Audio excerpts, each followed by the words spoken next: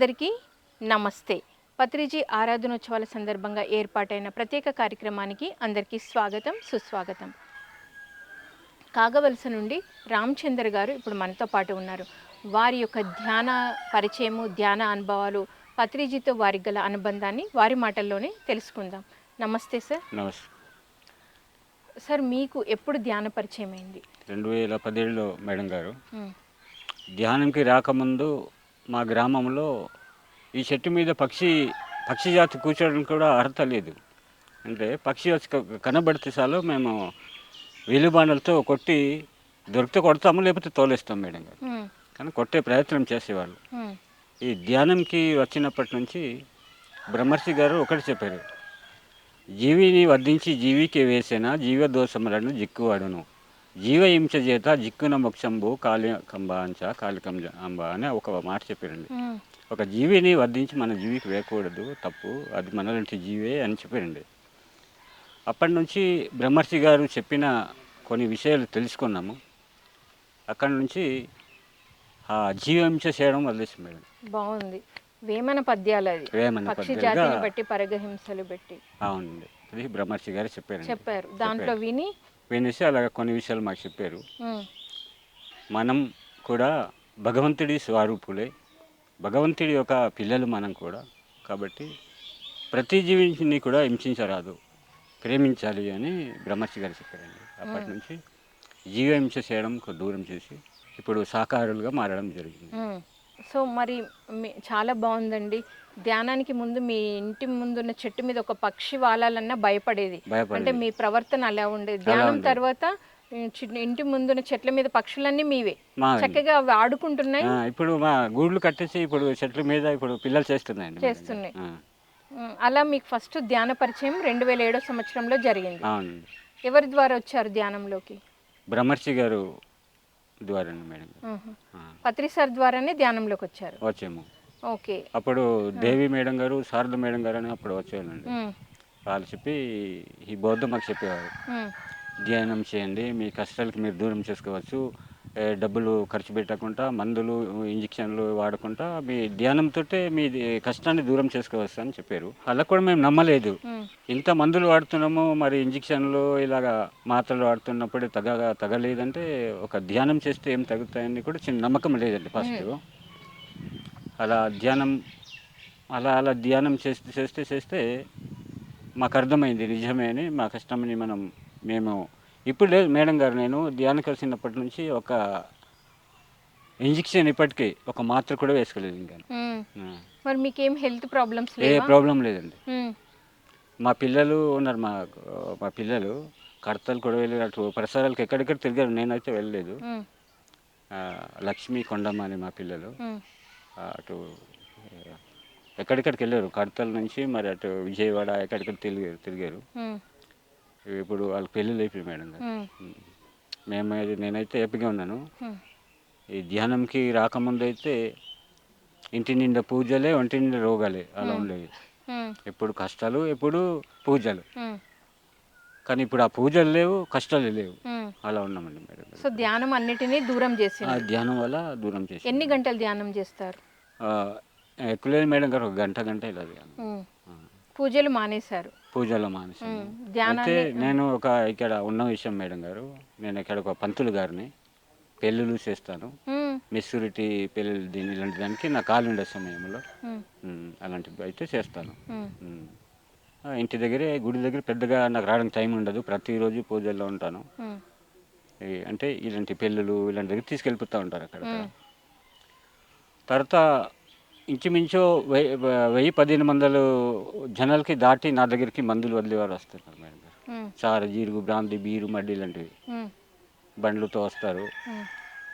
వచ్చి ఒక గంట సేపు క్లాసు వాళ్ళకి చెప్పేసి మందు అప్పటి నుంచి ఇప్పుడు చాలా మంది వదిలేస్తూ ఉన్నారు. మందు తాగడం వదిలేస్తున్నారు చాలా మంది. మనం అడగని చెప్తారు.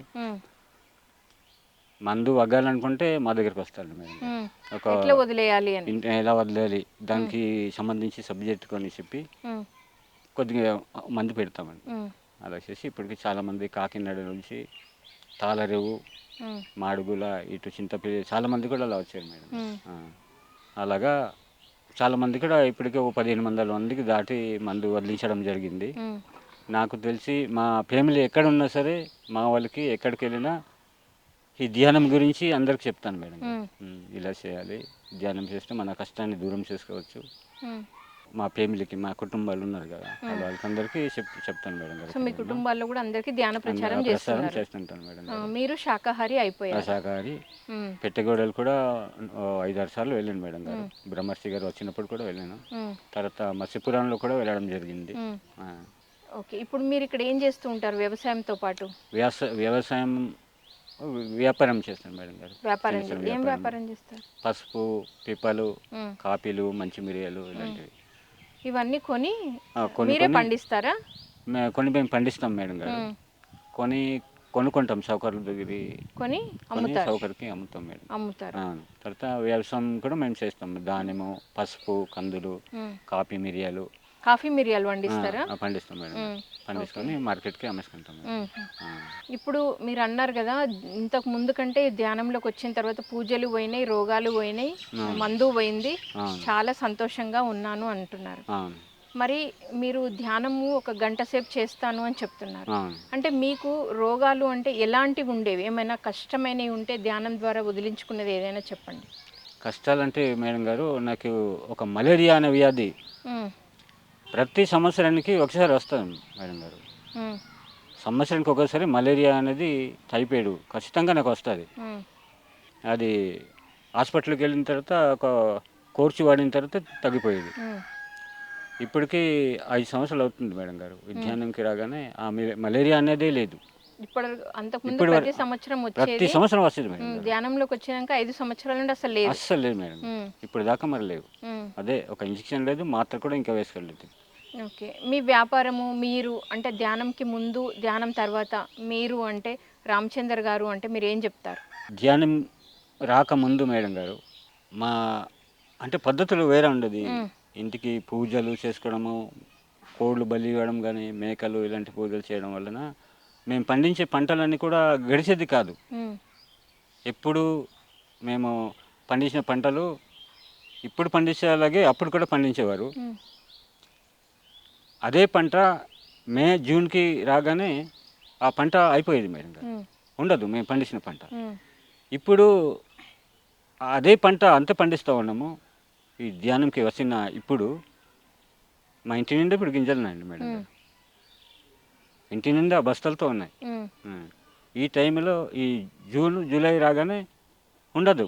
ఉమ్, బయట నుంచి కొనుక్కొని బియ్యం కొనుక్కొని తినేవారు. ఉమ్, ఇప్పుడు అదే పంట పండిస్తూ ఉన్నాము. ఇంటి నిండా గింజలు ఉన్నాయి మేడం. ఉమ్, ఉం. అది ఎలా ఉందో భగవంతుడి దయ అది ఉమ్, మేడం గారు. అలా ఉంది ఇప్పుడు. ఉమ్హు. తినడం కొత్తకు లేదు మేడం గారు, దేనికి ఇబ్బంది లేదు. సో మీ కుటుంబం అంతా కూడా ధ్యానం చేస్తూ ఉంటారు? అందరూ మా పిల్లలు 2 పిల్లలు వెళ్ళిపోయారు మేడం గారు.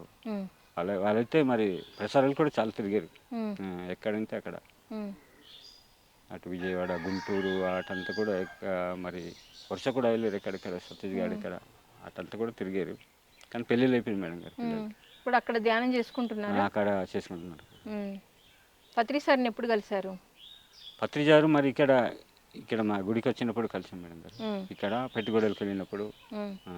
కలిసాం. ఏమనిపించింది సార్ని చూస్తే? సార్ గారు సెకండ్ అడిగారు మేడం గారు. అదే ఒక లబ్బరికి ఇలా చేసి పెట్టినట్టు అలా చల్ల అంత కూలింగ్గా అనిపించింది. ఉమ్, ఆ. భగవంతుడికి మేము చేతి కలిపినట్టు అనిపించింది మేడం గారు. అంత సంతోషంగా ఉమ్. భగవంతుని చూసామనుకున్నారు? చూసామనుకున్నాం మేడం గారు. ఉమ్. అంత కోట్ల జనాలతో మరి ఇంత ఇది మార్చిన గొప్ప భగవంతుడు అంటే మరి ఆడు మేడం.